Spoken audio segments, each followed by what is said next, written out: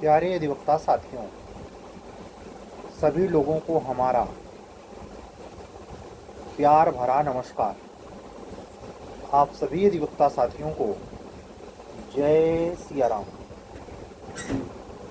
कल अपरिहार्य परिस्थितियों के चलते कल वीडियो रिकॉर्ड नहीं हुआ और परसों वाली वीडियो भी आपको बहुत डिले करके मिली थी, लेकिन उस वीडियो की रीच ने बताया बातें बहुत सार्थक की गई हैं, सार्थक हो गई हैं और उसको लगभग 500 समथिंग बच्चों ने अवलोकन किया है।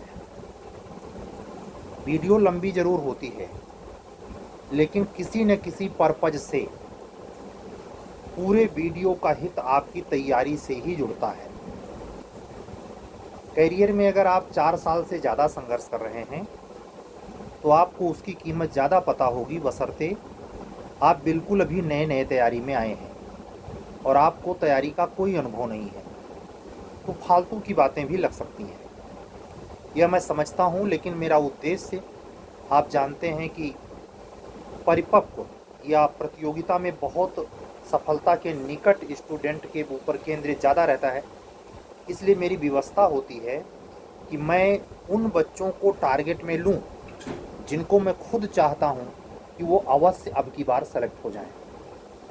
हमारी तमाम ऐसी अधिवक्ता बहनें, खास करके प्रयागराज जिले से, जो लंबे समय तक अपने घर से बाहर रहकर तैयारी कर रही हैं, वो वीडियो में कही गई बातों को सिर्फ बातें नहीं मानती, उनके प्रति उनका अमल और उनका व्यवहार उनके आंसर राइटिंग में या प्री ओरिएंटेड सीरीज में उनके द्वारा अर्जित किए जा रहे अंक में दिखाई देती हैं। अनुशासन आपके जीवन में, जब करियर में आप तैयारी में हो, वह आपके संस्कारों के सहगामी होता है। अनुशासन सिखाया नहीं जा सकता। अनुशासन में किसी को जबरदस्ती अधिरोपित करके बाध्यकारी नहीं बनाया जा सकता।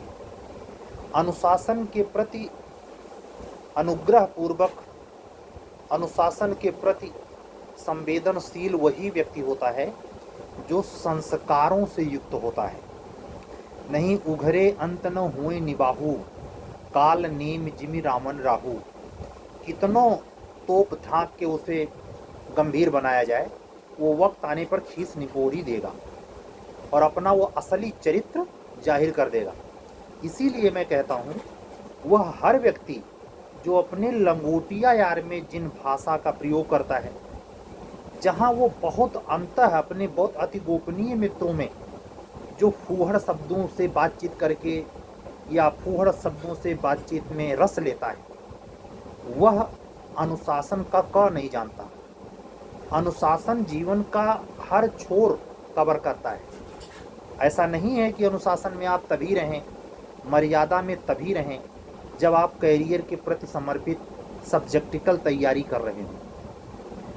यह जीवन के हर छोर पे है। जिसने मर्यादा लांघी वो फिर जो सामाजिकता का परिवेश है, जिसके लिए आपको समाज शास्त्र पढ़ाया जाता है, विद्वानों के विचार रटाए जाते हैं कि टीजीटी में आप नंबर सही करें और समाज शास्त्र से सहायक अध्यापक बन जाएं। लेकिन हमारे यहाँ धारणा क्या है? क्या वकील साहिबान, क्या डॉक्टर, क्या इंजीनियर, क्या आईएएस, क्या पीसीएस, हर कोई केवल पढ़ता किसके लिए है? सिलेक्शन पाने के लिए। उसमें पढ़े गए बिंदुओं को, पढ़े गए तथ्यों को वो जीवन में शायद ही अवधारित करता है। वो बिल्कुल इस बात के लिए ज़रूरी या अनुशासित ढंग से गंभीर नहीं होता कि आखिर मीरा क्यों प्रासंगिक है, आखिर कबीर क्यों प्रासंगिक है, आखिर तुलसी बाबा को सब्जेक्ट में क्यों पढ़ाया जाता है। नहीं, वो सिर्फ पीएचडी करने के लिए उन्हें पढ़ता है, कॉपी पेस्ट करके ठूस लेता है, डिलीट की उपाधि ले लेता है। उसके बाद वही सब भद्दे और सामाजिक कुरीतियों से जकड़े हुए बंधनों में बंधकर जातिवादी, संप्रदायवादी, पता नहीं कौन कौन वादी मानसिकता से ग्रसित ही हो जाता है। ऐसे व्यक्ति को, ऐसे प्राणी को, चाहे वो अफसर हो, चाहे किसी भी ऊंचे से ऊंचे पद प्रतिष्ठा पे हो, आप कह सकते हैं कि वो अनुशासित है? आपको एक शब्द पे टिप्पणी लिखने को आती है, सफेद पोश अपराधी। ये सफेद पोश अपराधी का बढ़ता दायरा। रावण सीता जी का, माँ जगदम्बा का हरण करने के लिए रावण के रूप में सीता जी के पास नहीं जाता, कपट करता है। वह रूप कौन सा बनाता है? ब्राह्मण का, ब्राह्मण भिक्षु के तौर पर। यानी उसको पूरा यकीन था कि इस रूप में ये माया जगदम्बा भी होंगी तो चली जाएंगी, और होता वही है।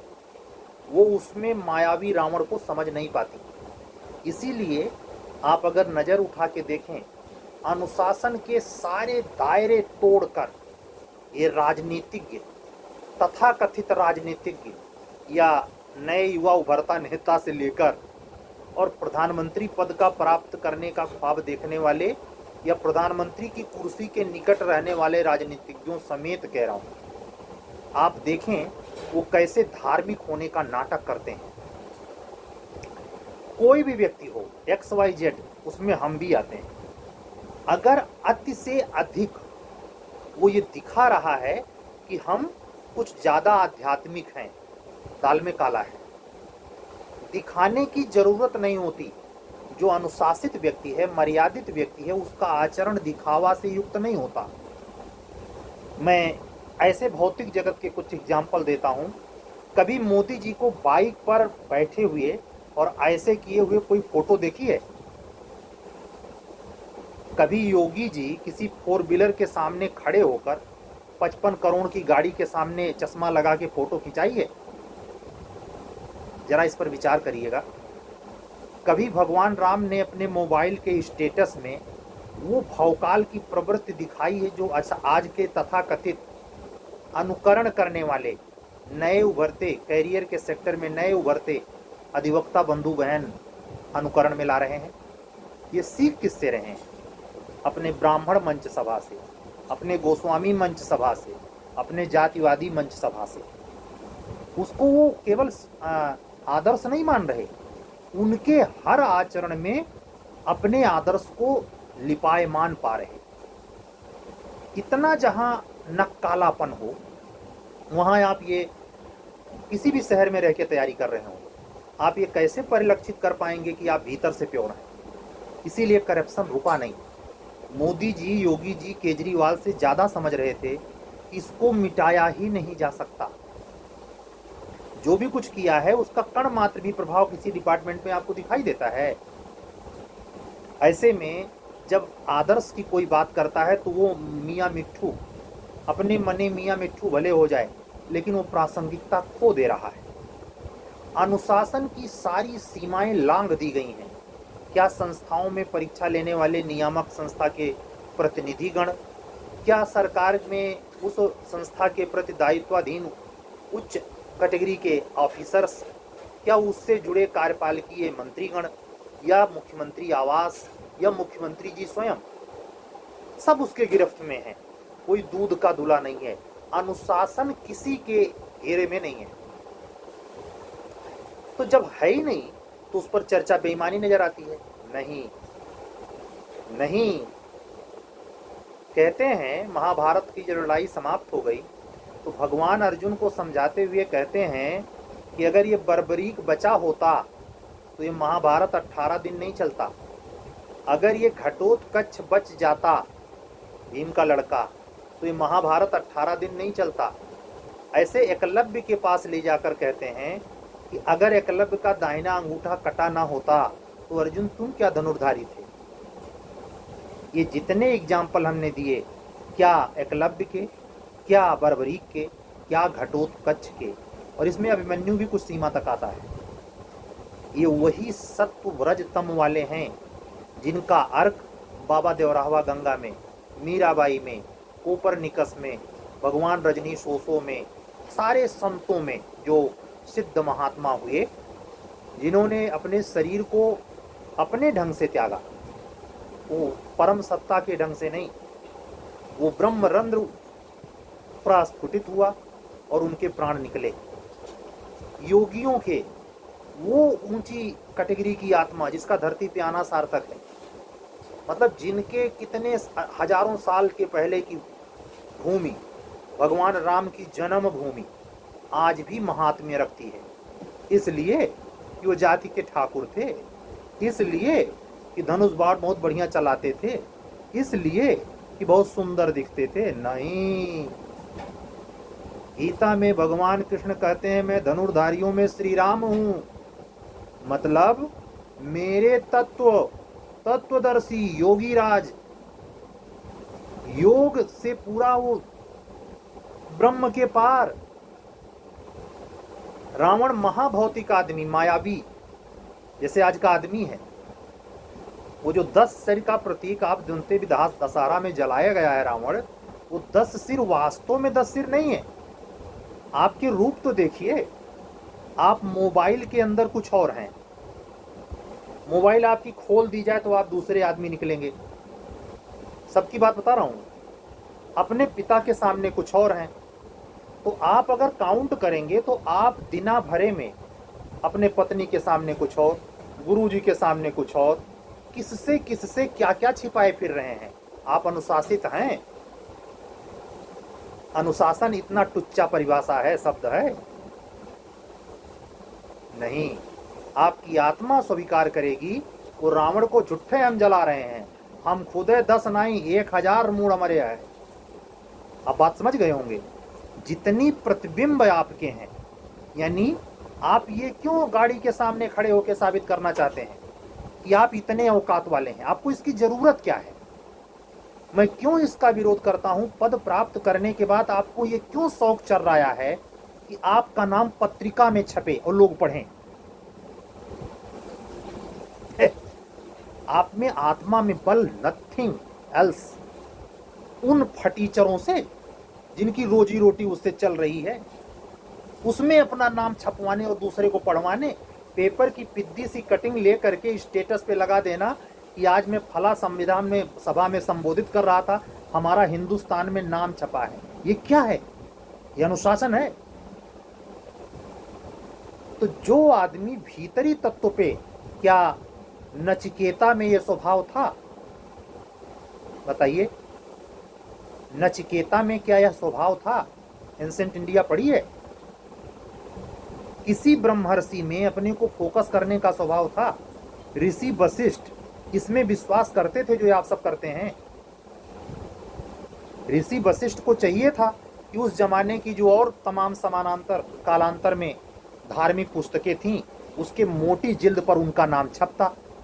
ये बड़े मुनि हैं, इन्होंने कई शोध किया है, पीछे विज्ञापन और फोन नंबर नीचे कि फला कोचिंग ने इन्हें पढ़ाया है। ये सब क्या है? इसी टुच्चे पने की वजह से आपने भारतवर्ष की गरिमा सब लोगों ने मिलकर मिटाई है। और किसके हाथ बिके? इन फटीचरों के हाथ। अगर मैं ऐसा करता मिलूं तो मैं भी उसी फटीचर में शामिल। ये वो सब चीजें हैं जो स्वतः अस्फूर्त हैं, उनमें स्वतः यश होता है। आपको चिल्लाकर बताने की जरूरत है? आपके कोर्ट में जो जाएगा आपको एपीओ नहीं जानेगा। लेकिन नहीं, ढिढोरा पीटना है, इससे भी छाती ठंडी नहीं होती तो तिलक में बताना है कार्ड पर। मैंने देखा है, नाम नहीं लूंगा, 2011 बैच के प्रोसिक्यूशन ऑफिसर हैं और मैं उन्हें भैया बोलता हूं, बिरादरी से चौधरी हैं और इस समय शायद प्रमोशन है, पीओ पे हैं वो। लेकिन मैंने पहले शख्स को देखा, एपीओ का पद 45वें साल निकालने के बावजूद जब उन्होंने शादी का आयोजन हुआ उनके भाई का, असल में उनकी शादी क्या हो सकती थी, उनकी शादी हो चुकी थी, तो उस आयोजन में वो स्वाभाविक था कि लिखवाते अपने आप को कि जिला सहायक अभियोजन अधिकारी फलाने, नीचे मेंशन करवाते और अहंकार से लदते, जैसा कि एक विशेष जाति अखंड विश्वास रखती है, इसमें कोई चूकता नहीं। उस शख्स ने जैसे पुराने कार्ड में नाम रहता था वैसे इस कार्ड में भी नाम रखा। उसमें उसको रत्ती भर आस्था नहीं कि मेरा नाम इसमें छपे और 4 लोग जाने कि इस पद पे आ गया। और ऐसे टुच्चों को भी जानता हूं जो पीएचडी के नाम पर पीएचडी करके निकले हैं, पेपर में निकलवा रहे हैं, डकैती से नौकरी पाए हैं, और अपने आप को छपवा रहे हैं कि हम शहंशाह हैं। किसके आगे? किन मूढ़ों के आगे? जिनको कायदे से निक्कर बांधना नहीं आता, जो 5 किलो राशन पे जिंदा हैं, जो तुम्हारे 55 लाख की गाड़ी के गर्द भरे धुएं के पीछे दौड़ते हैं, जिनके बच्चे नंगे, उनके आगे इमेज बना रहे हो। इससे तुम्हारे व्यक्तिगत चरित्र का पता चलता है।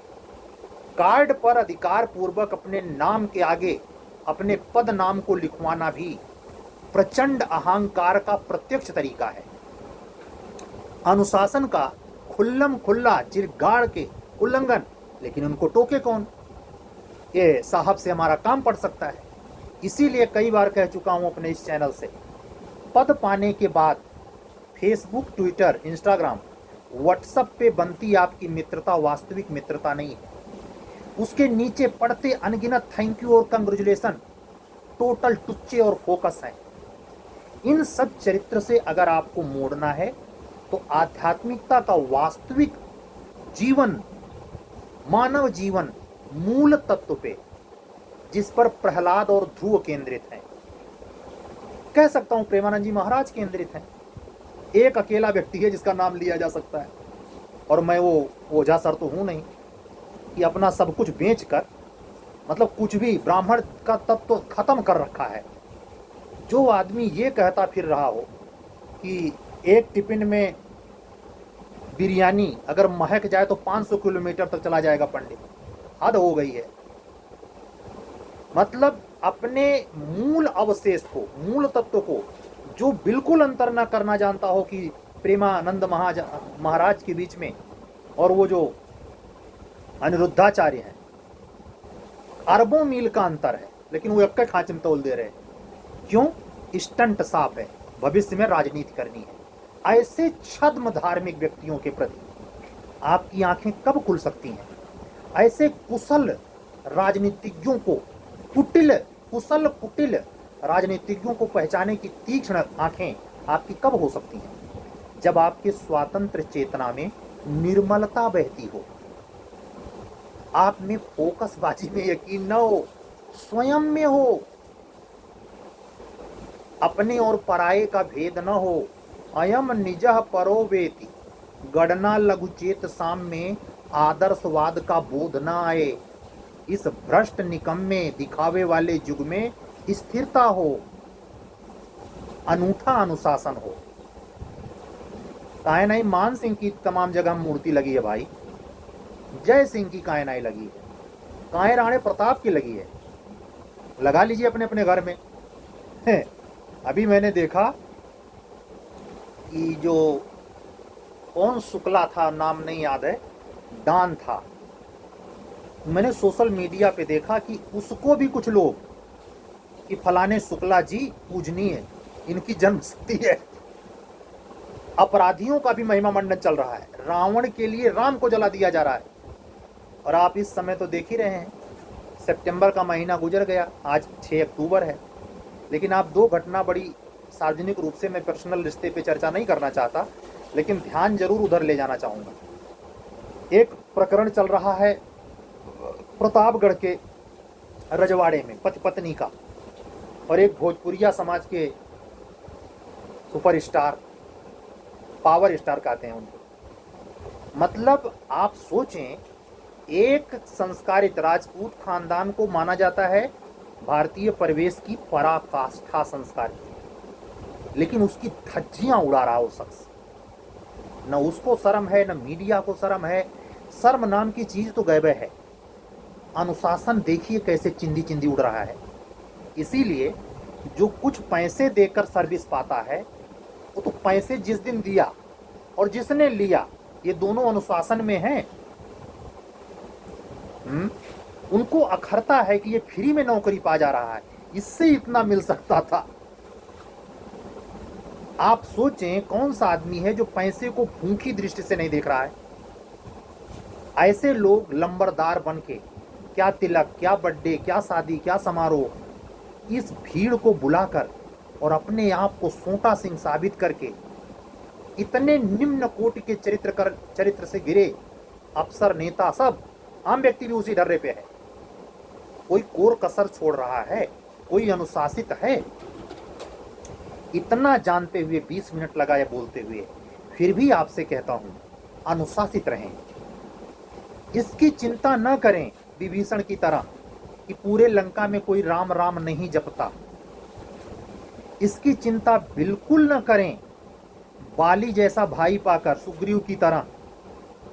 अपने पक्ष को मजबूत रखें, अंतर मन से आंतरिक रहें और वही रहें जो वास्तविक हैं। रावण भगवान राम के बारे में लास्ट में कहता है, मैं छद्मवेशी था, मैं किसी के सामने कुछ था, अपनी बीवी के सामने कुछ और। मंदोदरी समझाते मर जाती है। मंदोदरी को पंचकन्या में रखा गया है।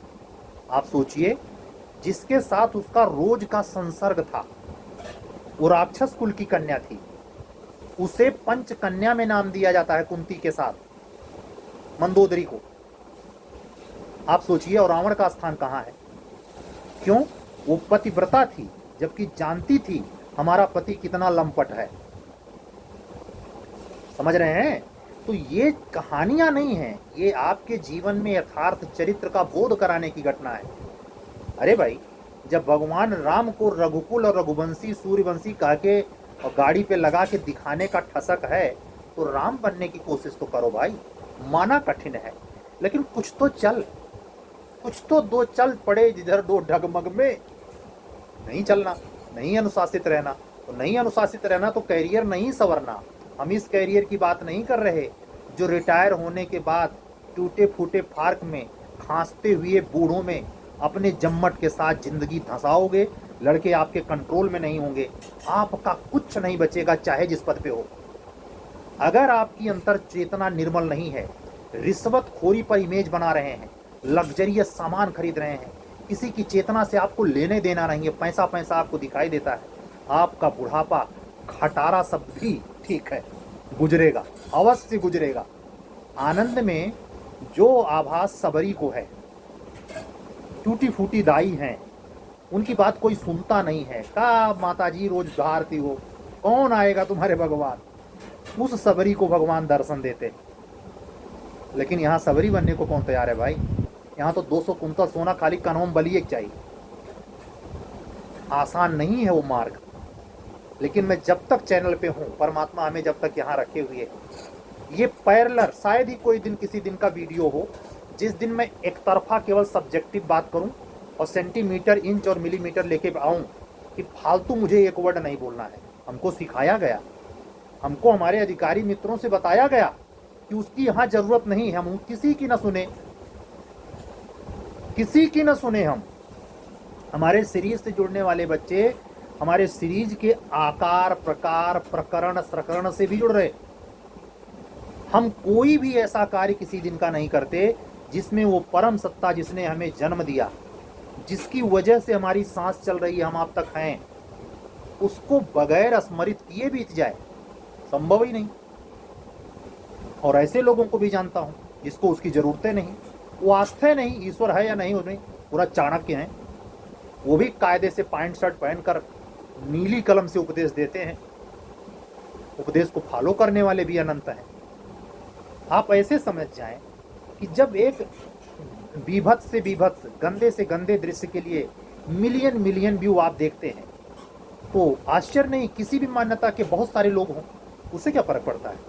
कोई हिम्मत से ये कहता है कि मुझे भीड़ नहीं पसंद, इसीलिए ये खतरे के साथ में चलता हूँ। और इस बात की तसल्ली रहती है कि अनुशासन की पाठशाला इतना सत्य जानते हुए कि जहाँ इतनी बेईमानी है, जहाँ इतना छद्मवेशी है, वहाँ प्रतिदिन कोशिश कर रहा हूँ कि आप इस चीज़ को समझें और अपने बुढ़ापे को जब रिटायर हों, कार्य क्षेत्र से जब रिटायर हों, तो भंडारा करने की ज़रूरत ना पड़े। रिश्वत का पैसा ले आइए और हर सीजन में भंडारा करवाइए, शिवाला रंगवाइए, शिवाले पे अपने बाप का नाम लिखवाइए। एक क्या है ये? टोटल और टोटल उसी छद्मवेश का प्रत्यक्ष एग्जाम्पल है, जैसे दशानन रावण था। दशानन रावण यही है, वो जो आंतरिक रूप से शुद्ध नहीं करना, बाहर से दिखाना है कि हम बहुत बड़े धार्मिक हैं। इसीलिए माँ जगदम्बा को हरने के लिए वो ब्राह्मण वेश धरता है। हनुमान जी को परास्त करने के लिए कालनेमी देखिए कैसे रूप बदलता है। कालनेमी राक्षस रूप में नहीं मिलता, इसीलिए तो बाबा तुलसीदास लिखते हैं काल नेम जिमि रामन राहु। उस कालनेमी को हनुमान जी पहचान जाते हैं। और मैं प्रतिदिन किसके बदौलत बोलता हूँ? हनुमान जी महाराज। इसीलिए आपसे कह रहा हूँ निर्मल होइए अपने बाप के प्रति, अगर शादी हो चुकी है अपने पत्नी के प्रति, अपने भाई के प्रति, किसी के प्रति। कबीरा आप ठगाइए और न ठगिए कोई, आप ठगे सुख उपजे और ठगे दुख होए। इसकी चिंता मत करिए, आपके साथ धोखा हो जाएगा। जब परम तत्व की ओर रहेंगे तो ये भौतिक जीवन बहुत नगण्य नजर आएगा। बहुत करेगा कोई शरीर छीन लेगा, आपको यकीन नहीं आता। ये जीवन जो जीते हैं, जिनके पास वैभव है, संपत्ति है, बताइए वो पावर स्टार की पत्नी, मतलब कितना दर्दनाक सीन चल रहा है कि वही सीन है। मैं तो ऐसे तुलना नहीं करूंगा कि जिस घटना के कारण अयोध्या जी को श्राप लगा, आज तक अयोध्या जी में वो रौनक, भगवान राम का मंदिर जरूर बना है, लेकिन वो रौनक कभी वापस नहीं आएगी जो माता जगदम्बा के धरती में समा जाने के पहले अयोध्या वासियों को श्राप लगा था। समझ रहे हैं? हर चीज में जनता जनार्दन भी है और जनता महा मूर्ख भी है। आप इसको बेहतर तब समझ पाएंगे और इस बेहतर समझकर जी पाएंगे जब भीतर से आप शुद्ध होंगे। हर दिन हर कार्य पद्धति में सफलता मिलना ना मिलना परमात्मा के हाथ में है, लेकिन क्यों अपने आप को खराब करना? इतना मोस्ट इंपॉर्टेंट पद है, इतना उससे पैसा इंपॉर्टेंट, इतना फलाने का इतना बड़ा हाहा हूत मकान है, बड़ी गाड़ियां हैं, बड़े लोग वहां आते हैं, उसका अनुकरण इतना ज्यादा जरूरी है। ये चीज एकलव्य क्यों नहीं सोचा? अंगूठवा काटते वक्त गुरु द्रोणा कहते हैं गुरु दक्षिणा में दाहिने हाथ का अंगूठा दे दे, कहता मेरा सौभाग्य। उनको उम्मीद नहीं थी जितनी जल्दी काट के वो दे देता है हिम्मत, है हिम्मत किसी में। मैं उसको त्यागी नहीं कहता, जैसे मुझे सिलेक्शन मिल जाए, मैं कोई और पैसा कमाने का यंत्र पा जाऊं, इसे छोड़ दूं, ये त्याग नहीं है। त्याग उसे है जो एकलव्य ने किया है, त्याग वो है जो भरत ने किया है, त्याग वो है जो माँ जगदम्बा ने किया है, सीता जी ने। त्याग वो है जो कुंती करती हैं, त्याग वो है जो गांधारी करती हैं, जानती हैं कि हमारा पति सूर है, लेकिन जीवन उसी के साथ बिताया, बेदाग बिताया। इसीलिए पंचकन्या में उनका भी नाम आता है।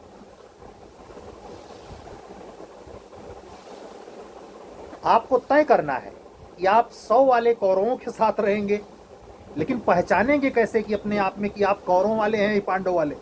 ये तभी होगा जब अनुशासन होगा, और अनुशासन बाहरी नहीं होता, भीतरी होता है। वो आदमी दिखावा का कोई छोर में यकीन नहीं करेगा, वो फ्री की कोचिंग नहीं चलाएगा। मैं क्यों डायरेक्ट कहता हूँ, यहाँ क्वालिटी की चीज़ें मिलती हैं। मुझे भीड़ पसंद नहीं है, मुझे वो खान सर नहीं बनना है, मुझे बाद में हॉस्पिटल नहीं खोलना है फ्री में इलाज करवाने का। मूर्ख किसको बना रहे? बड़ी बड़ी कंपनियों की ब्रांडिंग प्रचार करके पब्लिक को चूतिया समझ रखा है। अगर पब्लिक को मूर्ख समझ रखा है तो ऊपर जो पब्लिक के भीतर बैठा है उसको भी मूर्ख समझ रखा है फिर। इसीलिए यह भारतवर्ष की भूमि जो ब्रह्मर्षियों ऋषियों की रही, वो छद्म भेसी रही नहीं। मामा मारीच क्या बन के आता है बताइए? उसी रूप में आता तो माया का खेल हो पाता। इसीलिए उसने बदल कर रूप क्या लिया? हिरण का, सोने का, वो भी। इसीलिए आप अपने घर में पहचानिए कौन मामा मारीच है, कौन कालनेमी है, तो आप पाएंगे कोई किसी से कम नहीं है, कोई किसी से कम नहीं है।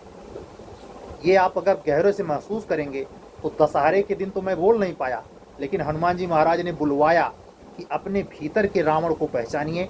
और रावण के द्वारा ही जब प्राण त्यागता है और लक्ष्मण जी को अपनी बातें सुनाता है तो कहता है कि मैं पूरे जीवन नकली जिया, राम में हमें में यही अंतर है, राम ओरिजिनल रहे। राम अपनी पत्नी के साथ जैसे हैं वैसे मेरे साथ हैं, वैसे सबके साथ हैं, अयोध्या वासी के साथ हैं। मैं ऐसा नहीं था, मैं पूरा बहरूपिया था। अब आप लोग परीक्षण कीजिएगा अपना अपना, जो लोग तैयारी कर रहे हैं। कितने लोगों की इच्छा है कि सर जी का नोट्सवा चुरा लें, पैसा ना देना पड़े झटक लें, कितनी जन की इच्छा है फ्री में मिल जाए? कितनी जन की इच्छा है आयोग का कोई कर्मचारी मिल जाए, पैसा ले ले? कितनी जन की इच्छा है फर्जी मार्कशीट बनवा ले, घुस लें दिव्यांग कोटे से? कितने लोगों की इच्छा है ये सब करने की? अब कहना ना पड़े ये लोग क्या हैं। आधा घंटा पूरा माँ जगदम्बा की अनुमति है कि अब रुक जाओ। आज की वीडियो का टोटल समर्पण हर बार की तरह लेटे हुए हनुमान जी को है। आप लोग सुने, इस पर कमेंट करें। आप लोगों का अप्रतिम साथ अनवरत जारी है, मैं इसके लिए हृदय से आभारी हूँ।